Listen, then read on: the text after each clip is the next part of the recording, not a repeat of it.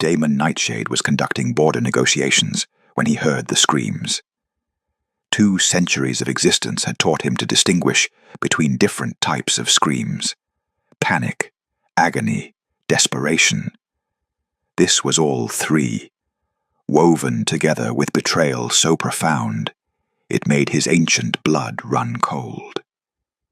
It came from the neutral zone, from the Crimson Wastes, the forsaken territory between civilized packs, where exiles were dumped and left to die. Technically no one's concern. A place where the weak were disposed of, and everyone pretended not to notice. But something about those screams, raw, defiant, refusing to surrender even as death closed in, made him move. He reached the edge of the wastes in minutes, his supernatural speed carrying him across terrain most wolves avoided. The wastes lived up to their name: red sand, twisted dead vegetation, so air thick with the scent of decay and desperation. He expected to find corpses. The wastes usually only screamed when someone was dying. Instead, he found a massacre in progress. 5 rogues circling a young woman who should have been dead already. She was bound with silver chains, burning her skin, preventing her shift, bleeding from dozens of wounds, barely standing, and still fighting. She had no weapons, no strength left. But she kicked, bit, clawed with human nails, screaming defiance even as the rogues laughed and closed in for the kill. Then her eyes locked with his across the wasteland, stormy grey, blazing with fury and something fiercer, and he felt a jolt of recognition so profound it stole his breath. Resonance. Impossible. Undeniable. This broken, the dying woman had power in her veins that called to his own like a song he'd forgotten he knew. Ancient bloodline meeting ancient bloodline. Which raised one very important question. Why was someone with that kind of power chained in silver and left to die in the Crimson Wastes? Damon didn't announce himself, didn't warn them, just moved. The first rogue died before he understood what was happening. Damon's claws through his chest, heart crushed, dead before hitting the ground. The second tried to run. Damon was faster. The third attempted to shift. Didn't matter. In less than 30 seconds, all 5 rogues were corpses cooling in red sand. Damon turned to the woman and found her collapsed against a dead tree, silver chains still burning her wrists and ankles, grey eyes watching him with a mixture of relief and bone-deep wariness. "And who are you?" he asked, approaching slowly. "No one," she rasped, voice wrecked from screaming. "I'm no one. Just let me die. It's easier if I just—" "Who did this?" He knelt beside her, examining the chains. Silver, inscribed with suppression runes, designed not just to bind but to torture. "Who chained you and left you here?" Her laugh was broken, bitter. "Everyone. My family. My pack. The people who were supposed to protect me." Her eyes started to close. "They sold me out. Told the rogues where to find me. Paid them to make it look like an accident, like I just wandered into the wastes and couldn't find my way back." Damon felt fury ignite in his chest, cold, ancient, absolute. "Why?" "Because I'm cursed." She smiled without humor. "Wrong. Tainted. My mother's shame. They've been trying to get rid of me for years. Finally found a way that wouldn't stain their precious reputation." He touched the chains carefully, feeling the wrongness woven into the metal. Not just silver, poison, suppression magic. Years of systematic sabotage compressed into restraints designed to kill slowly and painfully. "What's your name?" Damon asked quietly. "Sarah," she whispered. "Sarah Ashford. And you? You should go. Before they realize. You interfered. Before they come for you too." Damon made a decision that would shatter 2 centuries of careful neutrality. I'm Damon Nightshade, Alpha King of the Western Territories. He began carefully removing the chains, ignoring how they burned his hands. And you're not dying today. Because if your family went through this much trouble to dispose of you quietly. He met her eyes. You must be absolutely terrifying, and I want to see what happens when you wake up angry. This is the story of a betrayal that failed, and the reckoning that didn't. If you want to see Sarah wake up angry, and trust me, you do, smash that like button right now. Because what happens when an Alpha King teaches a discarded daughter that she was never the problem? Let's find out who sold her out. Before we continue, please hit the subscribe and like button and tell me which city you're tuning in from. I love to know where this story found you. Now let's dive in. The sale. The morning had started like any other. Sarah woke in the servants' quarters, not because she was a servant, but because the family had decided years ago that the bastard daughter didn't deserve a real room. She dressed in the plain clothes they allowed her, kept her head down, and prepared for another day of being invisible. She'd gotten good at being invisible. 22 years of practice. Sarah. Her half-sister Victoria's voice cut through the morning silence, sharp and cold. Father wants to see you. His study. Now. Sarah's stomach dropped. Father, Lord Ashford, never summoned her unless something was wrong. Unless she'd embarrassed the family somehow. Unless her very existence had become inconvenient again. She followed Victoria through the manor, noting how her sister's spine was rigid with tension, how her hands clenched and unclenched, how she wouldn't meet Sarah's eyes. Something's wrong. Lord Ashford sat behind his massive desk, flanked by Sarah's stepmother, Lady Margaret, and her legitimate son, Christopher. All three wore expressions of grim determination. No one invited Sarah to sit. Do you know why you're here? Lord Ashford asked, voice flat. No, sir. Sarah kept her eyes down. It was safer that way. Your mother. He said it like a curse. Do you know who she was? Sarah's heart hammered. They never spoke of her mother. The subject was forbidden, dangerous. No, sir, you never told me. Because speaking of her brought shame on this house. Lady Margaret's voice dripped venom. But secrets have a way of surfacing. And now... She smiled coldly. Now the truth has become... problematic. I don't understand. Your mother was Moonsinger bloodline, Christopher interrupted. Ancient, powerful, supposedly extinct. And you... He gestured dismissively. You carry that blood. Dormant, thank the gods, but present. And certain parties have become interested in acquiring someone with your lineage. Ice flooded Sarah's veins. Acquiring? The Eclipse Syndicate has made an offer, Lord Ashford said calmly. A substantial one. In exchange for access to you. For their research purposes. You're selling me, Sarah's voice cracked. We're solving a problem, Lady Margaret corrected. You've been a burden on this family for 22 years. An embarrassment. A reminder of your father's indiscretion. This arrangement eliminates that burden while providing resources we need. You can't... Sarah backed toward the door. I'm your daughter. Your blood. You're a mistake.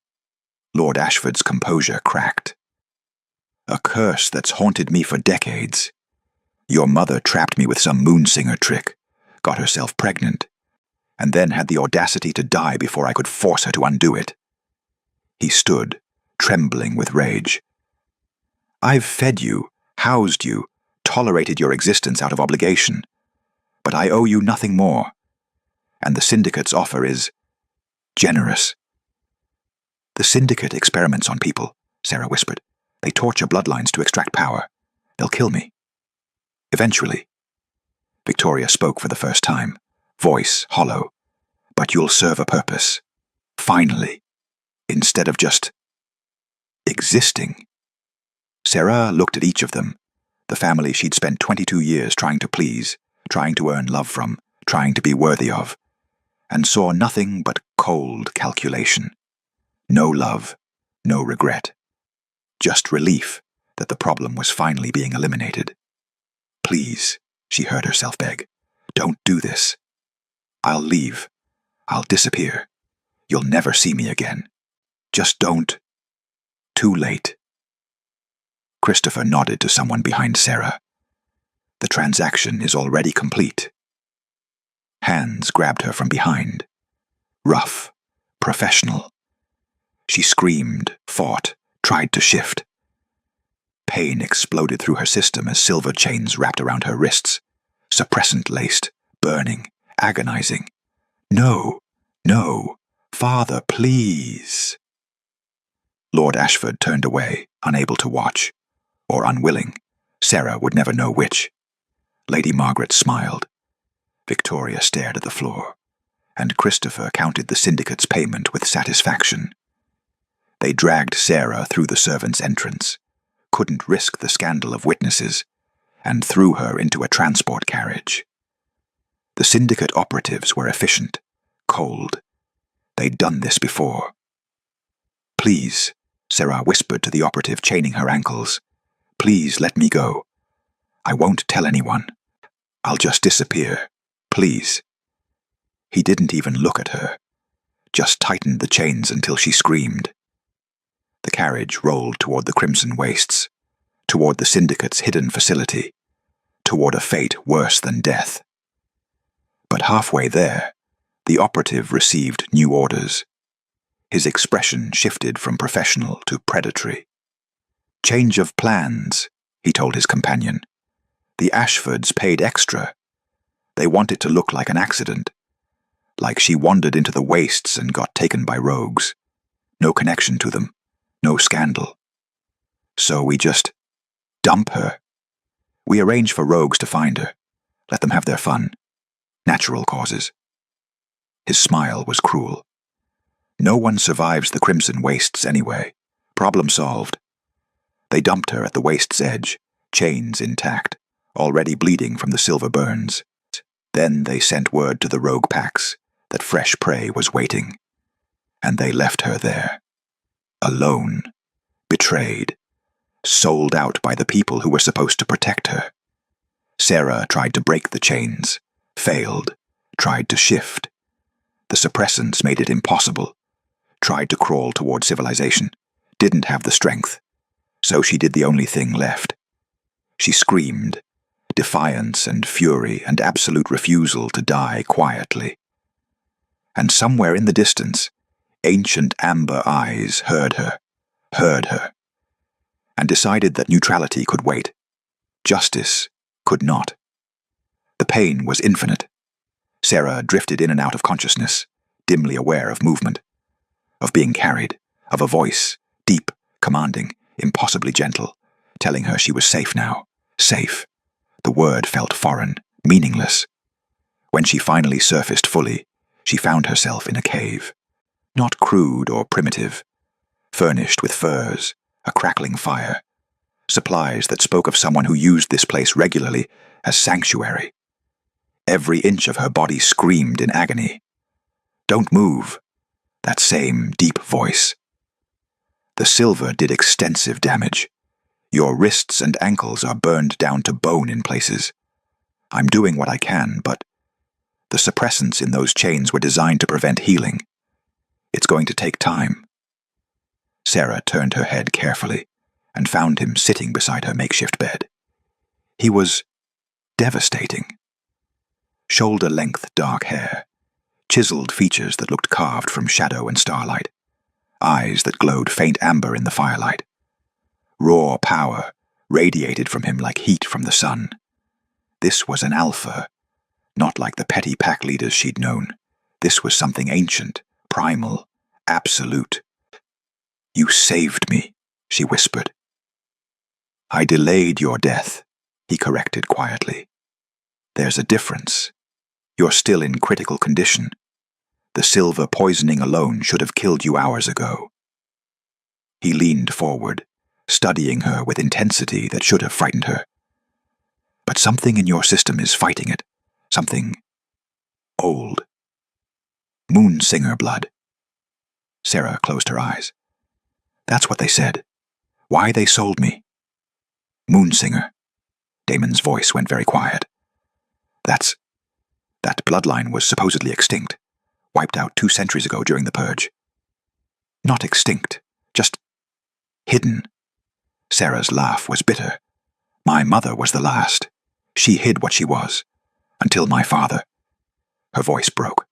Until he took advantage of her. Got her pregnant. She died when I was born. And he spent 22 years resenting my existence. So he sold you to the Eclipse Syndicate. He sold me to make me disappear without the scandal of outright murder. Tears leaked from Sarah's eyes. My whole life, I thought. I thought if I was good enough, quiet enough, useful enough, they'd love me. They'd accept me. They'd see me as family. She looked at him. But I was never family. I was just a problem waiting to be solved. Silence fell between them, broken only by crackling fire. What is Moonsinger blood? Sarah asked finally. Why does it matter? I can't even shift properly. I have no power. I'm worthless. You're suppressed. Damon's voice was firm. There's a difference. Those chains weren't just silver. They were designed to keep you weak, dormant, manageable. He held up his hands, showing burns that were already healing. The suppressants are breaking down now that the chains are off, and when they do, his amber eyes met hers. You're going to be far from worthless. I don't understand. Moonsinger blood is one of the original bloodlines. Before pacts, before territories, before politics corrupted everything. Damon's voice held something like reverence. Moonsingers could command the night itself, could heal with a touch, could see truth through any lie. They were balance, conscience, the thing that kept powerful alphas from becoming tyrants. That's why the Syndicate wanted me. Horror crept into Sarah's voice. They want to extract that power, study it, weaponize it. Yes. Damon's jaw clenched. And your family knew exactly what they were condemning you to. They didn't just abandon you. They sold you to people who would torture you until they'd extracted every drop of power from your blood. Why did you save me? Sarah's voice was barely a whisper. You don't know me. I'm nobody. Why risk? Because when I touched you, I felt something I haven't felt in 200 years. Damon's voice was raw, honest, recognition, resonance, the kind that says our bloodlines were meant to find each other. He paused. And because I'm tired of watching ancient bloodlines get destroyed by people too afraid to understand them. Sarah stared at him, tears streaming down her face. I don't know how to be what you're saying I am. I know. Damon's voice gentled. But you're going to learn. And when you do, when the suppressants fully break down, and you remember what you were always meant to be. His smile was sharp and dangerous. We're going to make your family understand exactly what they threw away. They won't care. They never cared. They will. Damon's certainty was absolute. When you're standing before them as Moonsinger awakened, when they realize what they sold for profit, when they see that their worthless daughter is worth more than their entire bloodline combined. He touched her hand briefly. They'll care, and it will destroy them. Sarah wanted to believe him, wanted to imagine being powerful instead of powerless, wanted instead of discarded, worthy. What if I can't do it? She whispered. What if I'm really just broken? Then you'll be broken on your terms, not theirs. Damon's voice was fierce. But I don't think you're broken, Sarah. I think you're a weapon they were too stupid to recognize. and I'm going to teach you how to aim yourself at everyone who hurt you." Outside, the crimson wastes howled with wind and death. Inside, something far more dangerous began to wake. The girl they'd sold for silence was starting to remember she had a voice, and soon she'd learn to make it roar. Damon watched Sarah sleep and questioned every decision that had led him here. 200 years of careful neutrality. 200 years of staying out of pack politics, of letting families govern themselves, of refusing to intervene in matters that didn't directly threaten his territory. And he'd just thrown all of it away for a girl he'd known for less than 12 hours. "Because she's not just any girl," the wolf inside him growled. "She's ours." No.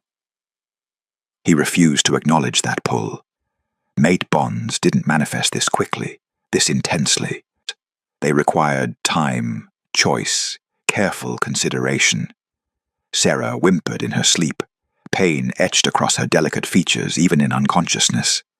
Damon found himself moving before conscious thought, checking her bandages, adjusting the furs, placing a cool cloth on her fevered forehead. His hands, built for violence, stained with centuries of necessary kills, moved with impossible gentleness. "What are you doing to me?" he murmured to her sleeping form. She didn't answer, couldn't answer, but he felt it anyway. That resonance, that wrongness in her system that his wolf recognized as an abomination that needed to be destroyed. 22 years of suppression. 22 years of being told she was worthless, broken, a burden, and then sold like livestock when her existence became inconvenient. That it made him furious in ways he hadn't felt since Elena. The name still brought pain after a century and a half. His first mate. The woman he'd loved with everything he had. The woman a rival pack had murdered to punish him for interfering in their internal affairs. He'd sworn then. Never again. Never let anyone close enough to be used against him. Never intervene in family matters. Never give them that kind of leverage. And here he was, sitting beside a broken girl who made his wolf howl with recognition, breaking every vow he'd made to protect himself. "You're an idiot," he told himself quietly. "Talking to yourself is the first sign of madness." Damon's head snapped up. Sarah's eyes were open, barely, but open, watching him with exhausted amusement. "You should be sleeping," he said gruffly. "Hurts too much. Asked to sleep." She tried to shift position and gasped. "Everything hurts." "I know." Damon helped her carefully, propping her up slightly. "The suppressants are breaking down faster than I anticipated. Your body is trying to remember what it should be, but it's fighting 22 years of enforced dormancy. The process is painful." "How much?" "Worse." "Honestly, I don't know." He met her eyes. "Moonsinger awakening after this long suppressed. There's no precedent I know of. You're in uncharted territory. Lucky me." Sarah's attempted smile turned into a wince. "Why are you doing this? You could have left me. Let the wastes take me. Saved yourself." "The trouble." Damon considered his answer carefully. He could lie. Could tell her it was duty or curiosity or simple mercy. Instead, he told her the truth. "Because when I found you, I felt something I haven't felt in a century and a half. Recognition, the kind that doesn't lie." He held her gaze. "You're not just Moonsinger blood, Sarah. You're pure lineage, undiluted. And when you awaken, if you survive the awakening, you'll be one of the most powerful beings in the territories." "I don't understand." "Your family didn't just suppress you out of shame. They suppressed you because if you ever awakened, you'd be unstoppable. Moonsinger authority supersedes pack hierarchy. You could challenge any override any family law. You'd be a threat," Sarah finished hollowly. A queen, Damon corrected firmly. The Eclipse Syndicate knew it. Your family knew it. That's why they were so desperate to eliminate you before you figured it out. And now, Sarah's voice was barely a whisper. What's stopping you from finishing what they started? This. Damon took her hand carefully, and the resonance flared between them. Ancient power, recognizing ancient power. I'm first-generation bloodline, one of the originals, and I'm done watching our kind get destroyed, because lesser wolves are afraid of what we represent. Sarah stared at him, tears sliding down her cheeks. I don't know how to be what you're saying. I am. I know. Damon squeezed her hand gently. But you're going to learn. And when you do, when you finally wake up and remember your worth. His smile was sharp and dangerous. We're going to show your family exactly what happens when you discard a moonsinger. Promise? Promise. 5 days later, Sarah's fever broke. And when her eyes opened, they weren't just gray anymore. They glowed, soft silver, ancient, awake. The suppression was shattering, and something magnificent was clawing its way to the surface. Damon felt the power surge and smiled. Let them come, he thought. Let them see what they sold. The transformation took 9 days. 9 days of fever and agony and power, trying to tear free from a prison that had held it for 22 years. Sarah convulsed. She bled from her eyes and nose. She screamed in languages Damon hadn't heard in centuries, ancient moonsinger dialects that predated written history. And through it all, he stayed. He held her when the pain became unbearable, fed her his blood when her body tried to shut down, whispered words in the old tongue, the language spoken before territories, before pacts, before everything became corrupted by politics and fear. I've got you, he murmured during the worst of it, when silver light exploded from her skin in waves that cracked the cave walls. I've got you. Don't fight it. Let it burn through. Let it remember. On the 9th day, Sarah opened her eyes. The fever was gone. The pain had faded to a dull throb, and for the first time in her life, she felt complete. How do you feel? Damon asked, watching her carefully. Different. Sarah sat up slowly, marveling at how her body obeyed without protest. No weakness, no pain, just smooth, powerful movement. I feel like I could run forever, like I could. She stopped, staring at her hands. They were glowing, soft silver light pulsing beneath her skin like a second heartbeat. What's happening to me? Your blood is waking up. Damon moved closer. The suppression is completely broken now. Soon, you'll be able to do things you never imagined possible. Shift. Really shift. Command truth. Heal wounds that should be fatal.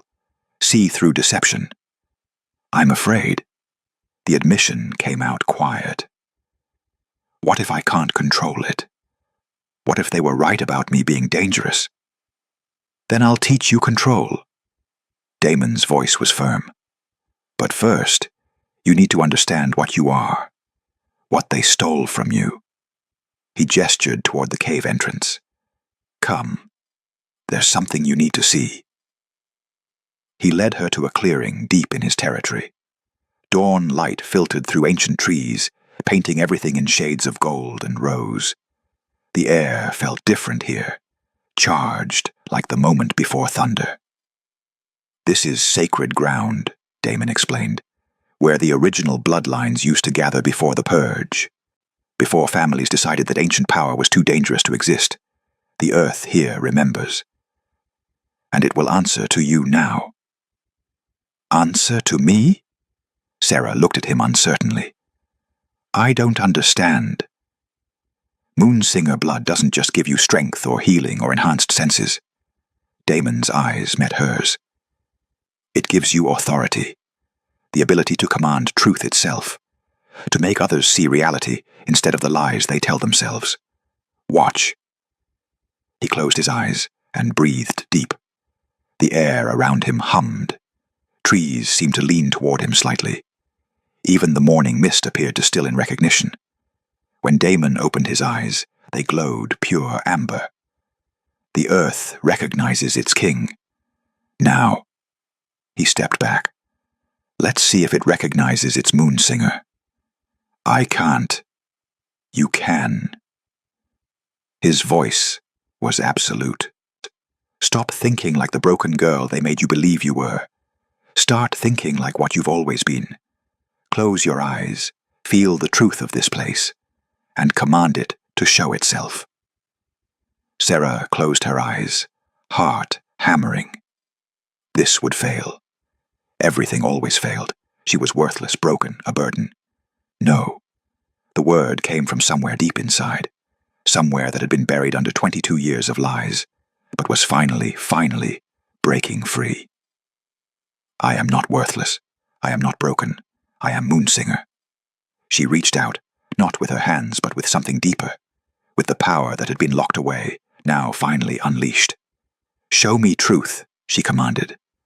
The response was immediate and overwhelming. Light exploded around her, pure silver, blinding, absolute. The clearing transformed before her eyes. She could see the truth of it now. The lives that had been lived here, the blood that had been spilled, the ancient Moonsingers who'd stood exactly where she stood, commanding truth and balance and justice. She could see the truth of everything. The trees weren't just trees, they were witnesses. The earth wasn't just soil, it was memory. And running beneath it all, connecting everything, was a silver thread of power that sang to her blood like a song she'd always known, but forgotten. She opened her eyes and gasped. Everything glowed, the forest, the earth, the air itself, like she was seeing the world's true form for the first time, stripped of all deception and pretense. And at the center of it all stood Damon, glowing amber gold, watching her with something like awe. Moonsinger, he breathed, pure, awakened, magnificent. Sarah looked down at her hands, at the silver light dancing across her skin, and felt tears stream down her face. I'm not broken, she whispered. No. Damon moved toward her, and where their powers met, the air crackled with resonance. You never were. They just convinced you that truth was a lie, that power was weakness, that being extraordinary made you wrong. He took her hands, and the combined power made the earth beneath them hum. But now you're free, and they're going to learn what it costs to throw away a Moonsinger. I don't know how. I'll teach you. His grip tightened. Everything. How to command truth. How to see through lies. How to make everyone who hurt you face what they've done without the comfort of self-deception. His smile was sharp. How to be the reckoning they should have feared. Why? Sarah searched his eyes. Why do all this for me? Damon's answer was simple and devastating. Because you're mine, my bloodline, my equal, my... He stopped, jaw clenching, as if fighting against words that wanted to break free. My responsibility, and I protect what's mine. The word he didn't say hung between them like lightning waiting to strike. Mate? But neither of them was ready to speak it aloud. Not yet. That afternoon, Sarah shifted for the first time. Not the broken, painful half shift she'd managed before. A full transformation. Smooth, powerful. Right. Her wolf was silver white. Smaller than Damon's massive form, but radiating power that made even him pause. Eyes that glowed like moonlight. A presence that commanded truth, forcing everything around her to show its real nature. When she threw her head back and howled, the every creature within 50 miles felt it, felt the declaration. Moonsinger had awakened, and the territories would never be the same. News of Sarah's survival reached the Ashford estate within 3 days. Lord Ashford dropped the contract he was reviewing when the messenger delivered the report. The parchment fluttered to his desk, forgotten, as blood drained from his face. "What did you say?" His voice came out strangled. "She's alive, my lord." The scout kept his eyes lowered, terrified of being the bearer of such news. Spotted in the Western Territory, with Alpha King Damon Nightshade, training, growing stronger. The witnesses say she shifted, a full shift, silver-white. They say, he swallowed hard. They say her eyes glow, that she radiates Moon Singer power. Impossible. Lady Margaret moved to her husband's side, face pale. The syndicate was supposed to. The rogues were supposed to. She can't have survived the wastes. The Alpha King found her, the scout continued, voice shaking. Killed the rogues. Removed the suppression chains. He's protecting her. Teaching her. The border patrols say the resonance between them is unmistakable. Ancient bloodline calling to ancient bloodline. Victoria, standing by the window, made a small sound of distress. Christopher's hands clenched into fists. "How much does she know?" Lord Ashford asked quietly, dangerously. "Everything, my lord. She knows you sold her. Knows the syndicate was meant to eliminate her. Knows—" The scout's voice dropped to barely a whisper. "Knows you paid extra for it to look like an accident." Silence crashed over the room like a physical weight. "She'll come for revenge," Christopher said finally. "She'll come for all of us." "Don't be dramatic." Lady Margaret's voice was sharp, but her hands trembled. "She's one girl. Awakened or not, she's still—" A howl split the evening air. Everyone in the room froze. It came from the west, from the border they shared with Damon's territory, and it carried a message older than words, written in Moonsinger authority and barely restrained fury. "I survived. I remember. I'm coming." "Sweet mercy," the scout breathed. "That's her. That's the Moonsinger howl. She's announcing her intent, ancient law. She's claiming the right to— To what?" Lord Ashford's voice cracked. "To face you, to demand truth, to make you acknowledge what you did without the protection of lies or excuses." The scout looked up, face ashen. "Moonsinger authority compels truth, my lord. When she comes, you won't be able to lie. Not to her, not to yourselves. You'll have to face exactly what you did, what you are." Victoria made a sound like a wounded animal. "Father, we have to run. We have to—" "Run where?" Christopher's laugh was bitter. "She has the Alpha King backing her claim. Do you understand what that means? The most powerful Alpha in the Western Territories is supporting a Moonsinger's demand for justice. Every pack within 500 miles will honor that claim. There's nowhere to run." "Then we fight," Lady Margaret said desperately. "We gather our allies. We tell them she's dangerous, unstable, exactly what everyone fears about ancient bloodlines."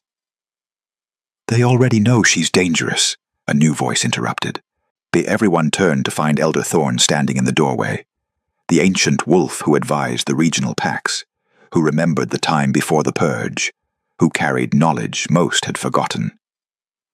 "She's Moonsinger awakened," Thorne continued, entering slowly. "Pure bloodline. And she's bonded, or bonding, with first-generation Alpha. Together, they represent the balance we lost 2 centuries ago, the thing that kept families from becoming tyrannical, the conscience we destroyed because we were afraid of accountability. You can't be suggesting we just surrender to her," Lord Ashford said, voice hollow. "I'm suggesting you prepare to face truth." Thorne's eyes were hard. "Something you should have done 22 years ago instead of suppressing a child, instead of selling her to torturers, instead of trying to murder her to hide your crimes. We were protecting... You were protecting your pride, Thorne interrupted. Your reputation, your comfortable lies. And now, those lies are coming home. He looked at each family member in turn. Moonsinger authority strips away deception. When Sarah Ashford stands before you, you will speak only truth. You will face what you've done without the comfort of justification or excuse. And you will accept whatever judgment she passes. She'll kill us, Victoria whispered. Perhaps. Thorne's voice was neutral. Or perhaps she'll show you the mercy you never showed her. Either way, you've earned what's coming. He turned to leave, then paused. The Alpha King sent a message. Sarah will arrive in 7 days. You have until then to prepare your confessions, or prepare your graves. The choice is yours. He left. The family stood in stunned silence. 7 days, Lady Margaret breathed. What do we do? Christopher asked. Lord Ashford looked at his hands, the hands that had signed Sarah's death warrant, that had accepted the syndicate's payment, that had condemned his own daughter to torture and death. We pray, he said hollowly. We pray that the girl we tried to kill has more mercy than we do. Because if she doesn't... His voice broke. If she doesn't, we deserve everything she's going to do to us. In the Western Territory, Sarah stood beside Damon, watching ceremonial fires burn at the border, marking her intent, declaring her claim under ancient law. They know you're coming, Damon said quietly. Good. Sarah's voice was steady now, strong. Let them be afraid. Let them feel what I felt every day for 22 years. Powerless, trapped, terrified. What will you do when you face them? Damon asked. Your father, your family, the people who sold you. Sarah turned to him, gray eyes glowing silver in the firelight. I'm going to make them speak truth. Every lie they told themselves to justify what they did. Every excuse, every rationalization. I'm going to strip it all away and make them face exactly what they are. And then, her smile was cold and precise, then I'm going to let them live with it, because death would be mercy, and they taught me that mercy is for people who deserve it. Damon's answering smile matched hers. That's my Moonsinger. The words slipped out naturally, possessive, true. She was his, he was hers. Mate bond or not, the resonance had already decided. Now they just had to make everyone else understand. The march on Ashford Estate would begin in 7 days. And truth, brutal, unforgiving, absolute, was coming with them. They arrived at dawn on the 7th day. Not with an army, not with threats. Just 2 wolves walking side by side through the Ashford Estate gates with the kind of confidence that came from absolute authority. Damon in his massive amber gold form, ancient, powerful, radiating dominance that made lesser wolves instinctively submit. And Sarah in her silver-white form, smaller but no less commanding, eyes glowing with Moonsinger power that stripped away every comfortable lie within 100 yards. They shifted to human form at the manor's entrance, both dressed simply, both unarmed.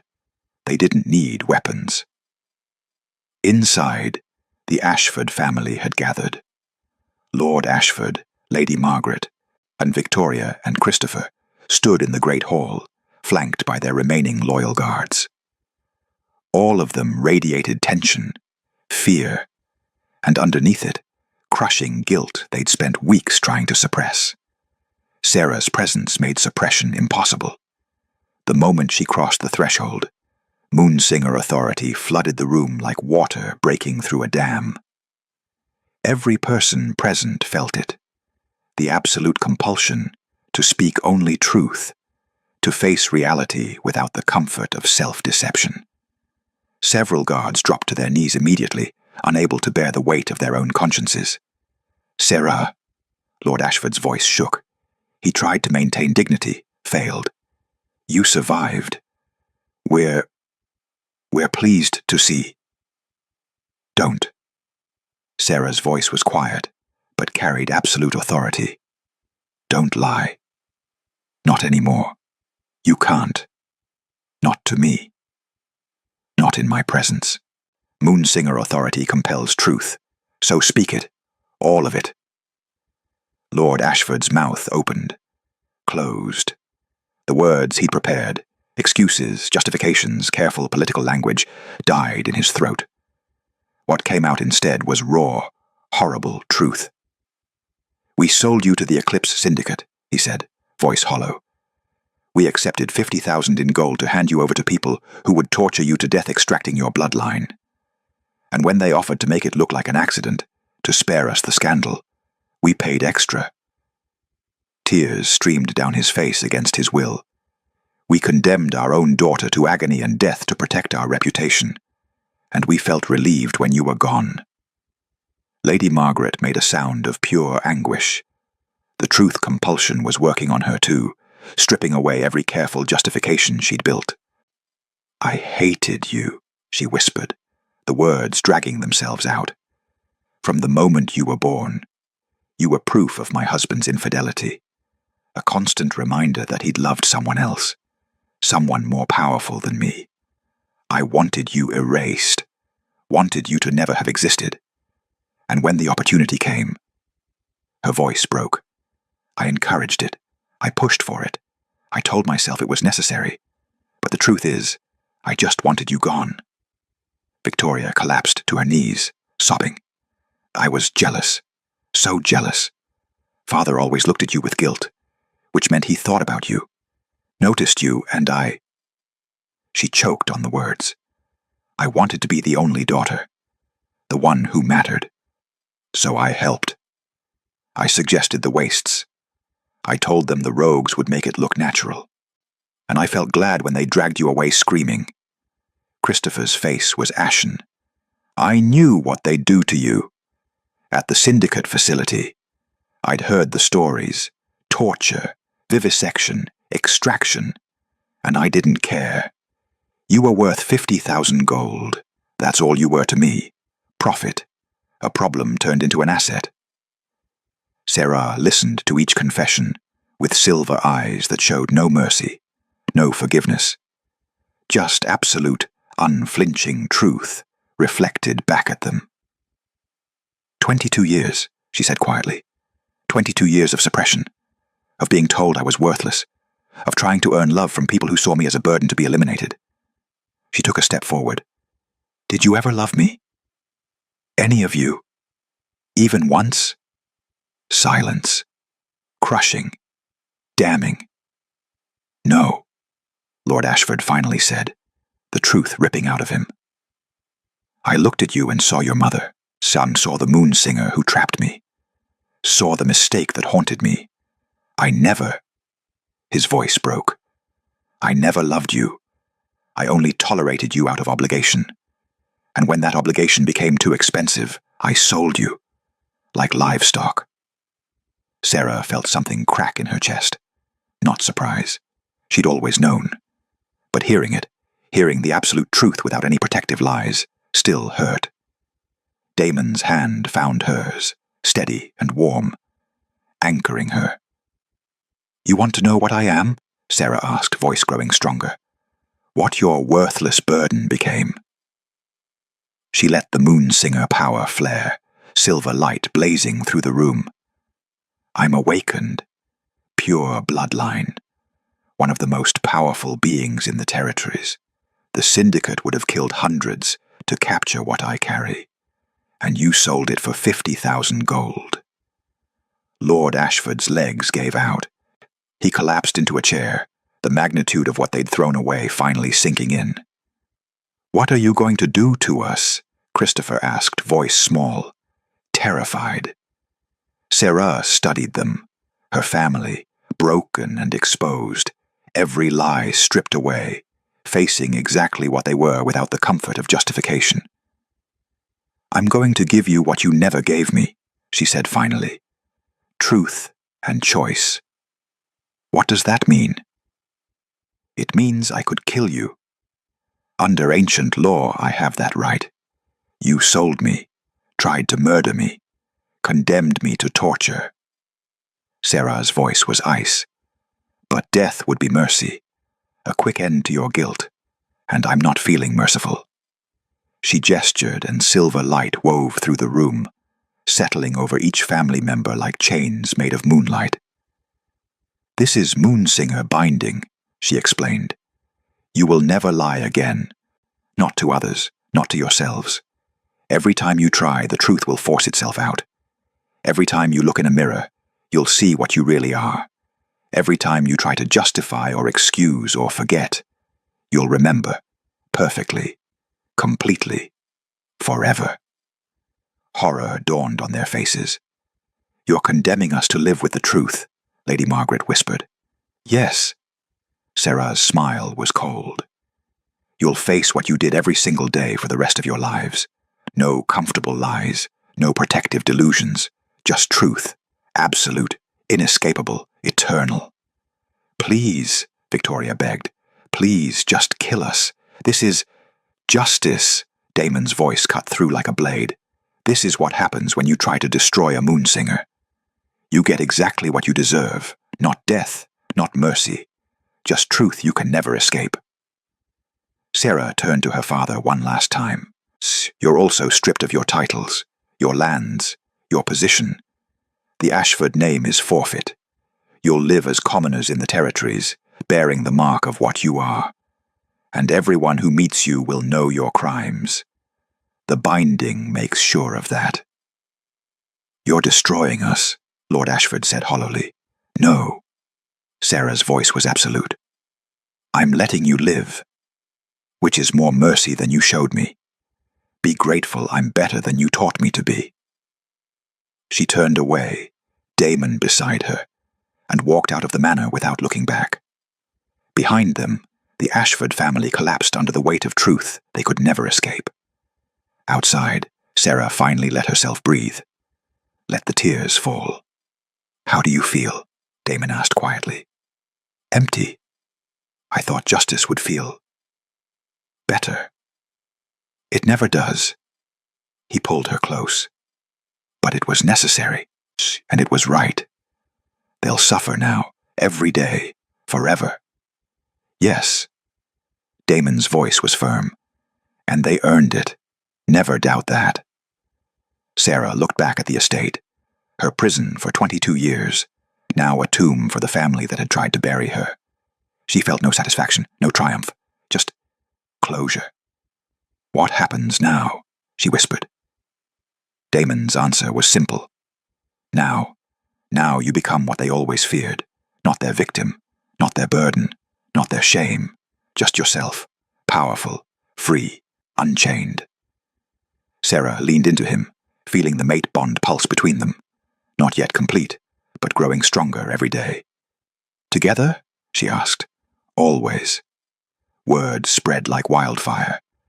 The Moonsinger who'd been thrown away had returned, had faced her family, had bound them in truth they could never escape. Within a week, the every pack in the Western Territories knew the story. Some called her merciful for sparing their lives. Others called her cruel for condemning them to eternal conscience. But those who'd actually seen her, who'd felt the weight of her Moonsinger authority, the silver glow of her eyes, the absolute certainty in her voice, they knew the truth. She wasn't merciful or cruel, she was just, and justice didn't care about comfort. Sarah stood in Damon's study, surrounded by territorial reports and requests for audience, and felt overwhelmed by the weight of it all. 12 packs requesting meetings, she said, sorting through correspondence. 6 asking for Moonsinger arbitration in disputes. 3 wanting to verify I'm real. She looked up at Damon with exhausted confusion. I don't know how to be what they need me to be. Then don't be what they need. Damon moved behind her, hands settling on her shoulders. Be what you are. Be yourself. Everything else will follow. And what if myself isn't enough? The fear she'd been holding back finally broke free. What if I'm still just that discarded daughter pretending to be powerful? What if the authority fades and I go back to being... Stop! Damon turned her chair, forcing her to face him. The power isn't something external that can be taken away. It's you. It always has been. They just convinced you it wasn't. His hands framed her face. You survived 22 years of suppression. You survived being sold and chained and left to die. You survived an awakening that should have killed you. You faced the family that betrayed you and showed them mercy they didn't deserve. His amber eyes bored into hers. You are not pretending anything. You are exactly as strong as you appear. And anyone who says otherwise is lying. Tears spilled down Sarah's cheeks. I'm scared of failing, of becoming something I don't recognize, of losing myself to this power. Then we'll face that together. Damon's thumb wiped away her tears. You're not alone anymore, Sarah. You never have to be alone again. That's what this... He stopped, jaw clenching, fighting against words that had been building for weeks. What? Sarah whispered. What this bond means. The word came out rough, raw. What we've been dancing around since the moment I pulled you from the wastes. What we both feel, but haven't named. Sarah's heart hammered. The mate bond. Yes. Damon's voice was barely above a whisper. I feel it every moment. Your emotions, your fears, your strength. It's incomplete because I haven't asked, haven't given you the choice. His hands tightened slightly. I want to complete it, want you fully, permanently, not just as my equal or my responsibility, but as my... Mate, Sarah finished the word. He couldn't quite say. You want me as your mate. I want... Damon closed his eyes, fighting for control. I want you to choose it. Not because you're grateful I saved you. Not because you think you owe me. But because you want it. Want me. Want this partnership to be permanent and binding and... Sarah kissed him. Soft at first. Tentative. Then deeper as his arms wrapped around her, pulling her close, and the resonance between them exploded. Power crashed through both of them. Amber gold meeting silver white, ancient calling to ancient first generation and moonsinger, finally acknowledging what they'd both known from the start.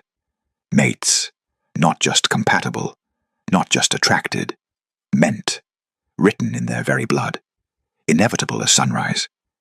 When they finally broke apart, both glowing with residual power, Sarah smiled, a real smile, full and genuine and free. Yes, she said simply, I choose you. I choose this. I choose... Her voice caught with emotion. I choose to stop being afraid and start being whole. Damon's answering smile was devastating. Then let's make it permanent. The mating ceremony was performed by Elderthorn under the full moon. Simple. Sacred. Just them and the ancient wolf who remembered the old ways, the first-generation traditions. He bound their hands with silver cord that glowed in response to their power, drew symbols on their skin in ash and moon water, spoke words in the language of the first packs that made the earth itself hum in recognition. And when he pressed their palms together, when their blood mixed and the bond snapped fully into place, the entire forest lit up with silver and gold light. Every wolf within 200 miles felt it, felt the declaration. First generation has bonded with Moonsinger. The old balance is returning. The ancient powers are waking. Sarah gasped as the bond settled into place, permanent and unbreakable. She could feel everything now. Damon's emotions, his thoughts, his absolute certainty that she was exactly where she belonged. And underneath it all, something she'd never felt in her life. Home. Not a place. A person. Like someone who saw her completely. Every flaw, every fear, every broken piece. And chose her anyway. "How do you feel?" Damon asked, thumb stroking over her racing pulse. "Complete," Sarah whispered, "like I've been missing half of myself my whole life, and didn't know it until now." "I know the feeling." He pulled her close, and they stood together in the moonlight, wrapped in combined power and newfound certainty. "We're going to face challenges. The Eclipse Syndicate won't forget what you carry. Other families will question us. There will be those who still fear ancient bloodlines, who believe the old lies. Let them come." Sarah's voice was steady now, strong. "I'm done being afraid, done hiding, done letting others define who I am." She looked up at him, eyes glowing silver with determination. "I'm Moonsinger. I'm your mate. I'm free, and anyone who has a problem with that can face both of us." Damon's laugh was pure joy. "That's my mate." They stood together as dawn broke, First Generation and Moonsinger, bonded and powerful, and absolutely done with being diminished. But in distant shadows, others watched, calculated, feared. The Eclipse Syndicate had invested too much in acquiring Moonsinger blood, had planned too carefully, had resources they hadn't yet deployed. "She escaped once," the director said, watching reports of the bonding ceremony. "With the Alpha King's protection. That complicates things." "So we adapt," his second replied coldly. "We waited centuries for pure Moonsinger to resurface. We can wait a bit longer, study her patterns, find her weaknesses." He smiled without warmth. "Everyone has something they can't bear to lose. Even Moonsingers, even Alpha Kings. And when we find it, then we take it, and she'll come to us willingly rather than watch it suffer." The trap was being prepared, and Sarah and Damon, wrapped in their newfound happiness, had no idea the storm gathering on the horizon. The attacks started small. A scout missing from the western border. Then two. Then an entire patrol. Vanished without trace, without struggle, without even time to send warning. "Eclipse Syndicate," Damon said, studying the map with cold fury. "They're probing our defenses, testing response times, mapping patrol patterns." "They're coming for me," Sarah said quietly. She stood at the window, watching dawn break over territory she'd come to think of as home. "They invested too much to just let me go. They'll have to go through me first." Damon moved behind her, arms wrapping around her waist protectively. "And I don't die easily. That's what terrifies me." Sarah turned in his arms, silver eyes haunted. "Not that they'll kill you, that they'll use you against me, that they'll hurt you to make me surrender, that I'll have to choose between your life and my freedom." "Then we make sure it never comes to that." Damon's voice was absolute. "We fortify. We prepare. We—" An explosion rocked the compound. They were moving before conscious thought, racing toward the source. The eastern gate was in flames, not normal fire, but chemical fire that burned silver white and made wolves scream when they got too close. Eclipse Syndicate signature, designed specifically to incapacitate shifters while leaving their facility intact. "It's a diversion," Sarah said, Moonsinger authority letting her see the truth beneath the chaos. "The real attack is—" "The archives," Damon finished, already running. "They're after the bloodline records, the research on Moonsinger abilities, everything we know about—" They burst into the archive building to find it already burning. And standing in the center of the flames, protected by some kind of heat-resistant suit, was a syndicate operative holding a single book. The Moonsinger Codex. The only complete record of Moonsinger abilities, weaknesses, and, most dangerously, how to extract their power without killing them. "Hello, Sarah."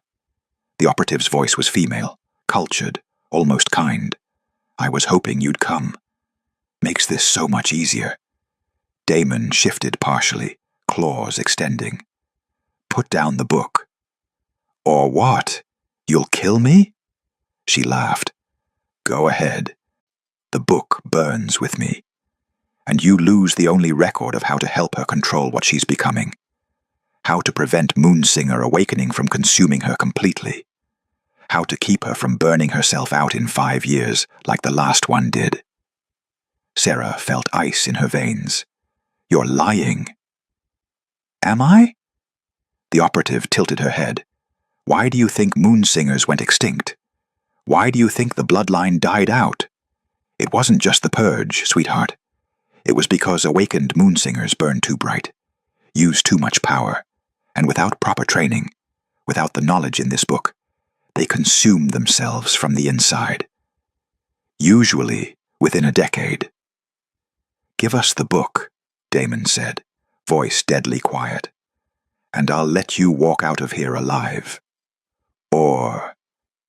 The operative's smile was cold.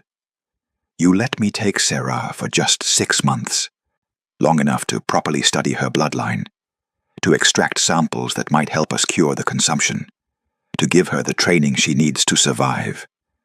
And in exchange, I give you the book. I give you the research. I give you a chance for her to live longer than 5 more years. No, Sarah and Damon said simultaneously. Then she dies young. The operative shrugged. Burns out like a star going nova. Beautiful, powerful, brief. Your choice. She began backing toward a window. You have 48 hours to decide. After that, the book burns, and she burns with it. Slowly, painfully. Watching her own power destroy her piece by piece. She jumped. Damon lunged after her, but the operative had backup. 3 more syndicate agents providing cover fire with those chemical weapons that made shifters recoil in agony. By the time they reached the window, she was gone, and the archives were ashes. She was lying, Damon said later, as healers treated the wounded. The syndicate lies. It's what they do. Manipulate. Create fear. Make you doubt. What if she wasn't? Sarah's voice was small. What if awakening really does consume us? What if I only have a few years before this power burns me out? Then we find another way. Damon pulled her close, fierce and desperate. We research, we experiment, we figure it out together, but we don't give you to them. Never. I won't lose you like that. Even if staying with you kills me faster. Even then. His voice broke, because 6 months in their hands would destroy you anyway, break you, turn you into something you're not, and I'd rather have 5 years with you whole than 50 years with what they'd make you become. Sarah buried her face in his chest, feeling the mate bond pulse with his absolute certainty and her own spiraling fear. I'm scared, she whispered. I know. Damon held her tighter, but we'll face it together. Like everything else, no surrenders, no sacrifices, just us, fighting for every day we get. But that night, while Damon slept, Sarah stood at the window and made a decision. If she really was consuming herself, if her power really would burn her out in years instead of decades, if staying meant watching Damon suffer as she deteriorated, then maybe 6 months of captivity was worth it. If it meant answers, if it meant survival, if it meant not leaving him to mourn another mate taken too soon. I'm sorry, she thought, while looking at him sleeping peacefully, unaware of what she was planning. But I can't let you lose me the way you lost her. I won't do that to you. She began to pack, quietly, carefully, not surrender. Strategy. She'd go to them, get the answers, learn to control the consumption, and come back whole. That was the plan. She didn't account for one thing. Mate bonds worked both ways, and Damon woke the moment her intent solidified into decision. Don't. Damon's voice stopped Sarah at the window, pack half filled, ready to climb down and surrender herself to save him from grief. She turned slowly to find him sitting up in bed, amber eyes glowing with hurt and fury and absolute understanding. "You felt it," she whispered, "through the bond. Every thought, every intention, every misguided attempt to sacrifice yourself." He stood, crossing to her in 3 strides. "Were you even going to say goodbye? Or were you just going to disappear and let me wake up to find my mate gone?" "I was going to leave a letter." "A letter?" Damon's voice rose. "You were going to surrender yourself to torturers who've been trying to capture you for months, condemn yourself to 6 months of experimentation and agony, and you thought a letter would make that acceptable. If it keeps you from losing another mate." "I'm not losing you." The shout made the windows rattle, then softer, broken. "I'm not losing you. Not to them, not to fear, not to some misguided sacrifice, because you think your life matters less than my grief." "I'm going to burn out anyway." Sarah's composure shattered. "You heard her. Moon singers consume themselves. So I have maybe 5 years before this power destroys me from the inside. And I can't—" Her voice broke. "I can't watch you love me knowing you're going to lose me. Can't let you suffer through watching me deteriorate. Can't do that to you." "So you'd rather leave me now?" Damon grabbed her shoulders. "Rather surrender to people who'll break you? Rather throw away whatever time we have left because you're afraid of the end?" "I'm trying to save you." "I don't want to be saved." His voice was raw, desperate. "I want you. For however long we get, 5 years or 50. I want you whole and free and here. Not broken in some syndicate facility because you thought protecting me from grief was more important than living." Sarah stared at him through tears. What if there's a way to stop the consumption? What if the book had answers? What if 6 months of captivity could give us decades instead of years? What if it's all lies? Damon's grip gentled. What if there is no consumption? What if she made it up to make you desperate enough to surrender? The syndicate manipulates Sarah. It's what they do. And you almost fell for it. But what if she was telling the truth? Then we find another way. His voice was absolute. We research. We search for other Moonsinger descendants. We experiment carefully, safely, together. But we don't hand you to people who see you as a resource to be exploited. He pulled her close. I've lived 2 centuries. I've lost everyone I ever loved. And I'm telling you, I'd rather have 5 real years with you than 500, knowing I let you sacrifice yourself to save me from pain I'm strong enough to bear. I'm so scared, Sarah whispered against his chest. I know. So am I. Damon held her tighter. But we face it together. No sacrifices, no martyrdom.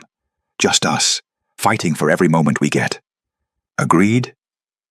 Sarah pulled back to look at him, seeing the absolute certainty in his eyes mixed with the vulnerability of someone who'd already lost too much. Agreed, she said finally. Together. Always.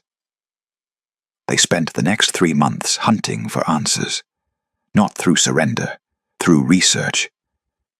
Elder Thorn connected them with wolves who remembered the old stories, who'd heard whispers of moonsingers, who'd lived full lives, who knew the syndicate's claims for the lies they were. The truth emerged slowly. Moonsingers didn't burn out. They evolved.